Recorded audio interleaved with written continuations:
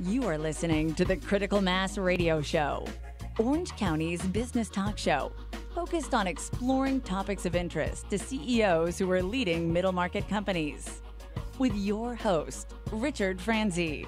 And welcome to this episode of Critical Mass Radio Show and Podcast. I am your host, Richard Franzi, and this is podcast episode number 1,100 and, I don't know, quite a lot, ladies and gentlemen. But anyway, we have a good show planned for you today. 1 in 4 homeless individuals is an unaccompanied woman. That's 25% of the homeless population, ladies and gentlemen, a population that is severely underserved and overlooked nationally and locally. Elizabeth Hendershot from WISEPlace joins us to share how their nonprofit is making a difference. Elizabeth, welcome to Critical Mass Radio Show. Thank you for inviting me. You're welcome. So let's start, before we talk about the organization, the mission, let's talk about you. Can you tell us a little bit about you and your professional background, kind of how you got to where you are now? Well, interestingly, I have a background in sales and customer service my whole life with a focus on the client's experience. And I've done that for many, many years. I won't tell you how many because then you'd know how old I am. Okay. And, I wanted to do more about helping the homeless. And I've always had a focus on that and done things on my own. And so when I had an opportunity, WISEPlace was looking for a development manager, which is the equivalent of a salesperson, truly. Right. It's just it's called fund development in the nonprofit world. So I ended up there after seeking that opportunity. And it's about fundraising. Fund development is about fundraising. Let's step back up then. What is it about you that had you interested in the homelessness problem and trying to solve it? I became involved in helping the homeless here in Orange County years ago when a friend of mine was doing a homeless feeding program in Laguna Beach called Nourish Your Soul. And I began joining him in this weekly endeavor back in 2006. And tragically, a year later, he died. Oh, boy. Passed away at 42. Wow. And at his funeral, his mother, hugging me, said, "You'll take that over for us, won't you?" Oh, boy. Not something I would say no to. Right. So I began doing that for many years. And that continued all the way for 10 more years up until last summer. And there in Laguna Beach, the city did a great job of helping the people transition and to... Okay. The homeless population that I was serving dwindled to where they stopped coming to the place on the beach where we used to help them and feed them. Well, that's good news then, right? It was great news. That's that encouraging. particular area has done a lot of work for many years. That's what it takes, too, a lot of work, doesn't it? Okay, so let's change the focus away from you, Elizabeth, to WISEPlace. First of all, the name. What's the significance of the name, WISEPlace? It's an acronym. WISE is an acronym for Women Inspired, Supported, and Empowered. So WISEPlace is a place for women to be inspired, supported, and empowered. So tell me more about the organization then, please. Well, it began just 6 years shy of 100 years ago. We opened our doors in 1924 as a YWCA, a franchise of the Young Women's Christian Association. Wow. Out here? In Orange County. Oh, my goodness. Yes. That's a long time for in Orange County years, right? Yeah. Yes. 90-some years. That's awesome. Okay. Yeah. And we moved into the building that we're in Santa Ana. We're near Broadway and 15th Street in Santa Ana in 1951. And over the years, women came to us for assistance. What type in addition to the YWCA, women in the neighborhood and around in the surrounding area came to us for assistance. And that included many different types of things. They came for some of our programs. Some of the women who came to the YWCA began to help them with helping them look for a job or find resources and things like that. So are there special needs that unaccompanied women have that are homeless over what we might generally assume or associate to being homeless? Well, if you think about it, they're a very vulnerable population. Okay, so an safety. unaccompanied woman is, yes, safety specifically. An unaccompanied woman means even if she had children, she may or may not have children, but if she does, they're not with her. Okay. They're either grown, if they're part of the senior population that's homeless, or she's given her children voluntarily to someone to take care of because she's homeless, or maybe she lost them in the system because somebody found out that they were living in a car or in a park. Okay. So safety is the issue, being unaccompanied. There's a lot of things that happen out on the streets. So you were saying she might be part of the senior population. Can you share a little bit more about that? That sounds like that's even more scary to think that there are senior women unaccompanied that may be out there as well that need services. Well, I'll give you an example. At WISEPlace over the past 12 months, 45 of the 172 women that we helped were seniors 55 years and older. Wow. So 26%. Yeah, just in the past year. Is that on the rise, or do you know? I mean, has that been constant that there is that large of the population that's 55 or older? Or I don't have the statistics on for all of Orange County and what's out there in front of me. However, if you think about it, affordable housing is a big challenge here in Orange County. Yes. So if a senior, if someone's retired, as an example, and they're living on a dual income, a fixed income, and if their spouse passes away, suddenly they're living on one income. Right. It's only a matter of time before she's in the car with the dogs. Wow. Is that the first place, the car? Assuming you have a car. That's if you have a car. Yeah, if you're fortunate enough to have a car, right? No, typically the first place is they reach out to family. Do they have family around? Right. And that runs its course. Yes. And then they're left to their own devices. Okay. So can you tell me a bit about the philosophy of the organization, kind of how it's growing and leading? What's the core philosophy of WISEPlace? Well, it's to help the women in the 1 in 4 movement, which is pointing out that 1 in every 4 homeless adults in our country are unaccompanied women. Now, it's my understanding here in Orange County that the percentage is higher than that. Oh. And so we focus on helping the unaccompanied women because there's less resources available to them. Typically, the funding that comes down is focused more on families and more on children, rightfully so. Right. I mean, you don't want children trying to go to school while they're living in a park or in the backseat of a car. Right. So a lot of the funding ends up focused on that. Okay. And so there's less funding available for unaccompanied adults. So, and the women being, with the safety issue, we focus on helping and serve them. Yeah, I mean, I'm shocked that it's that high, that 1 in 4. I don't know if 1 in 4 are also unaccompanied men, if that's, and then the other 50% are kind of couples or something, but still, I don't know but that's just a shocking number to think that it's that high, and it's not just here in Orange County, but it's across the country. So I'm wondering, when you're out fundraising, so you're a development manager, so you're out there developing funding sources. What type of organizations do you go after for help? I mean, can you talk a little bit about the philosophy you're using to develop funding sources to continue to offer the services for WISEPlace? Well, when it comes to funding in a nonprofit world, it comes from different buckets. You have individuals who give, you have corporations who give, you have foundations and grants. So you seek those. And so those are kind of the typical buckets. Okay. And then there's different layers within each one of those. Right. One of the things for WISEPlace is awareness. Many people, I've found, don't know about WISEPlace, even though we've been here nearly 100 years. Right. Have you ever heard of us before? No, before we got in contact with each other, I did not know that this, and that's why we do this show. This is a formal nonprofit show. We do it once a month. We focus on Orange County-based nonprofits because I was reading an article years ago that said how many worthy nonprofits there were in Orange County, and I thought to myself, geez, I only know, I don't know, off the top of my head, 20, right? And they're the big ones, right? They're the big national who probably wouldn't benefit as much from this kind of conversation as if I could get the smaller ones on the show to try to teach our audience, or at least help them to be aware of all these wonderful organizations they may want to get involved with. So that's why we do this show, because good organizations like WISEPlace I didn't even know existed. And didn't have any idea that you've been around for almost 100 years. That's like... It's going to be a big celebration in a few years. Okay, when we reach well, 100 years. Yeah, we'll have to call me. I'll come and party with you. What are some of the services that WISEPlace offers, and why is it important for people to have access to these services? So something that's a little bit different about WISEPlace, as a homeless shelter for women, a lot of people automatically assume that we're just giving a handout and it's going to continue to have the same issue, that they're not really getting help. That's not actually our focus. We help women transform from experiencing homelessness to independence. Okay. It's a very structured program. So Yes, it is.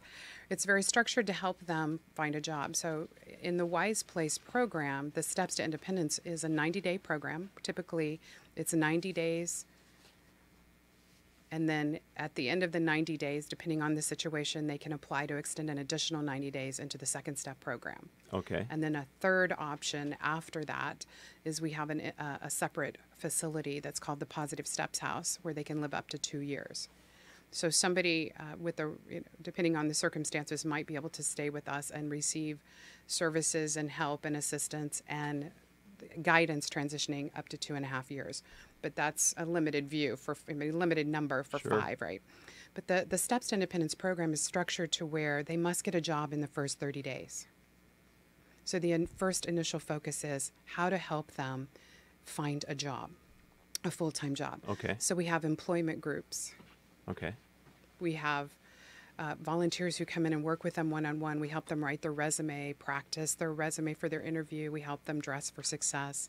We have a clothing boutique that they can use with suits and clothing in it. We also have partnerships with some of the other nonprofit organizations here in Orange County who provide even more extensive services in that area. Okay. So the first step is help them find a job. Yes. Why can't they do that on their own? Well, if you're homeless, a lot of people, what's happened over the years is that we used to walk door to door and apply for a position. That doesn't really happen anymore. All applications are done online. That's true. If you're homeless living in a car or on a park, you don't have access to Wi-Fi to Right. that extent. You may or may not have a computer. You may or may not have access to a printer to print out a resume to take to an interview if you got one, but you need to apply online. Okay. So we have a computer resource lab and center where they learn Word and Excel, and they can apply for positions online, and they have accountability within their employment group. So are the jobs that you're helping them get close to your facility then? I mean, it would seem like you would want them to sort of find a job in the immediate area if at all possible. They typically target to look for something in the area. It depends on whether they have a car or not. Okay. Some have a car, some don't. And those that don't have a car, we help provide bus passes for them to get to interviews and to get.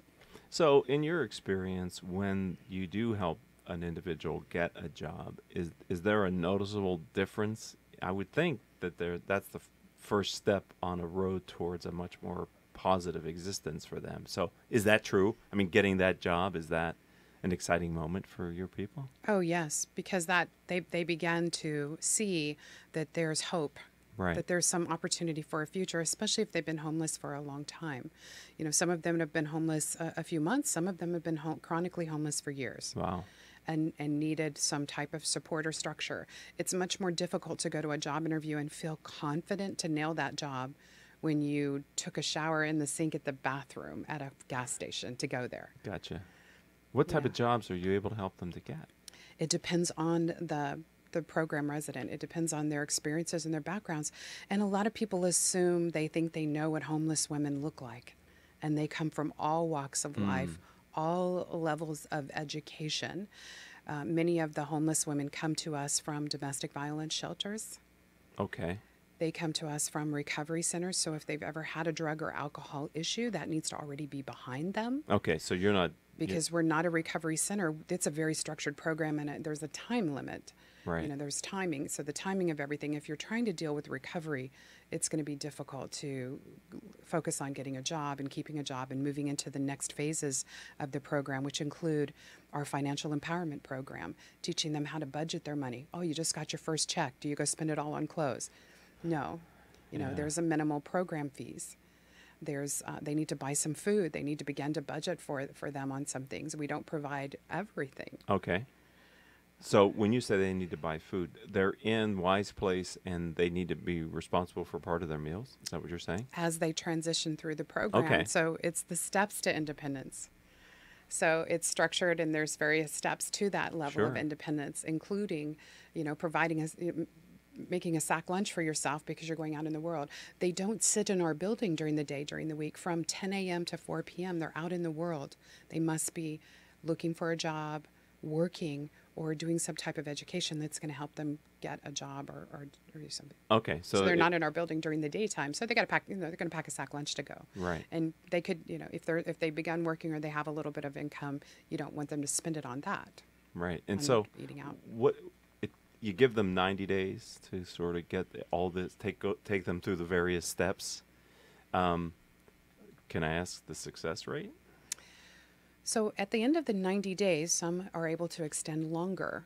So if you're meeting the program requirements, Okay. and let's say what your challenge was that you had a credit, you have a credit issue. If you've been homeless, you've probably had a credit issue. Okay. So now they've needed to clean up their credit. So someone in our financial empowerment program or one of the volunteers that's working with them one-on-one helps them work on what do they need to do to clear their credit? What do they need to do to get back on track? Make sure that if they have children and that they live somewhere else and they're paying child support, making sure those things are in place. So there are times when they'll want to extend an additional 90 days into the second step program. And if they are meeting the program requirements, they can be extended longer. Because they may need longer to clear up their credit.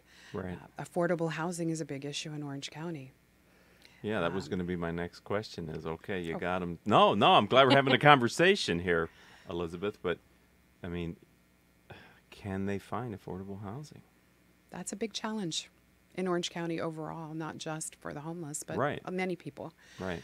So, a one-bedroom apartment in Santa Ana is about $1,800 a month. Wow. Do you want to venture a guess of if they were to get a minimum wage job, how many hours would they need to work to provide for themselves and rent?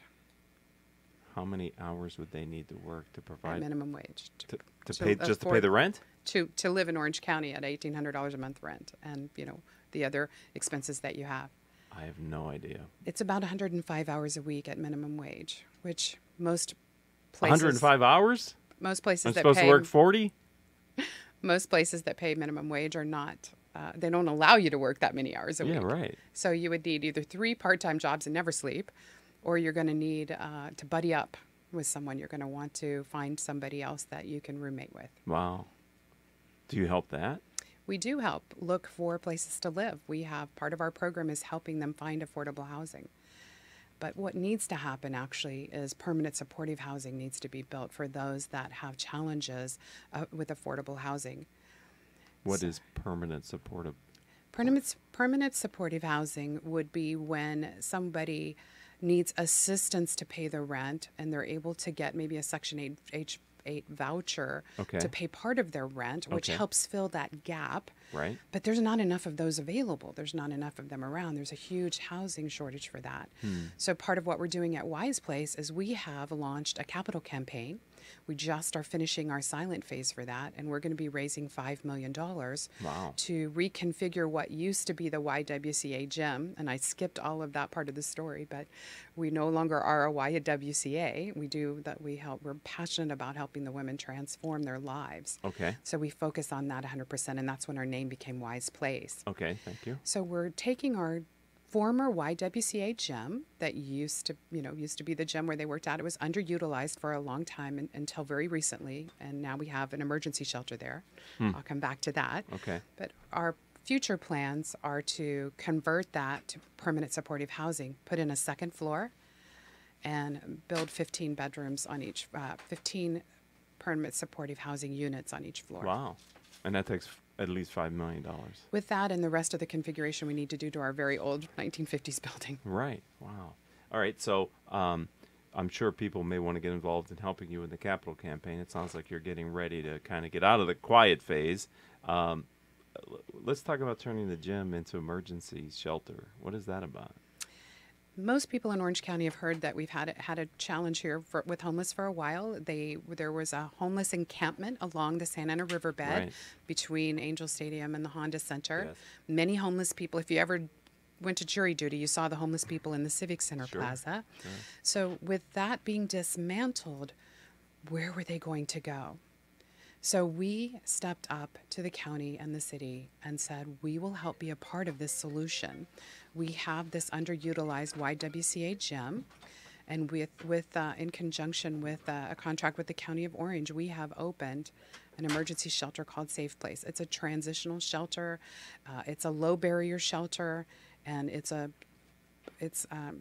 temporary. So it's not people that are designed. You're not expanding your WISEPlace services. You're just giving temporary housing to people in need. It's completely separate from our regular WISEPlace programs. We call it Safe Place, a safe place for them to be, a safe place for them to sleep. And is it like WISEPlace where they're there at night but not during the day, or is this a 24-hour kind of a? It's a low barrier shelter, so it doesn't have the same structure as the WISEPlace program. They are there during the daytime if they choose to be. Wow. The exciting part is, because we are WISEPlace and we've been doing the programs we've been doing for years, we extend the opportunity to these women who are chronically homeless to get a job. So we have volunteers who come in and work with them during the day. They have access to the computer lab. They're able to apply for positions. Some of them have gone on and gotten positions now. Right. Some of them are now working that weren't working before, that had been chronically homeless for years. So you were able to starting to expand the good works through this program. But I also imagine, not to be negative, but you probably had let in some dysfunction as well, though. In that section, we do keep the programs very separate. Yes. So we structure them very separate. We keep them separate. Right. Even though we're all in the same building. Right. Because you say low barrier, and what I hear is, well, maybe they haven't gotten over their drug problem or whatever. Mental illness is so prevalent, right? Yes. In homeless communities. So you're doing good works and helping people, but there's probably a unintended consequence or two of that. Well, to touch on that for a moment, I want you to think about a time that you didn't get enough sleep for a few nights in a row. Last night was one of them. So I get cranky after one night of not getting great sleep. If you're a woman vulnerable on the streets, you never really sleep, because you never know when you're going to be safe. Sure. So we've had women come into the emergency shelter, and I think one of them, somebody said they're pretty sure she slept for 2 days. They're not sure she even moved for 2 days, because she was finally in a place where she could safely sleep and knowing she wouldn't be harmed. That's powerful. That's incredible. Story. Yeah, Elizabeth, that's a great story, though. Unfortunately, we're going to have to end the interview, but I'd like to ask you, if someone would like to learn more about WISEPlace, right? Time flies. How do they find you online? You can find us at www.wiseplace.org. Spell it, please. www.wiseplace.org. Well, I appreciate you coming in, sharing the story, being a part of the community. Thank you for the good works that you and your organization are doing for people here in Orange County. Thank you. All right. I appreciate the opportunity. Yeah, keep me informed of your capital campaign. I'm very excited for you to be able to raise that kind of money. That's a lot of money. Good thing to have you, though. Thank you. You're the development director. There's many people on that team. I'm sure there are. I'd also like to thank our engineer for today, none other than Paul Roberts, and our producers without whom we could not do this show, Joan Park, Crystal Nunley, and Haley Stern. I would ask if you want to connect with me on social media, let's do it on LinkedIn. I'm Richard Franzi, Franzi. And until the next show, hope all of your business decisions will move your company in a positive direction. You have been listening to Critical Mass Radio Show Business Talk Show, focused on exploring topics of interest to CEOs who are leading middle market companies. With your host, Richard Franzi.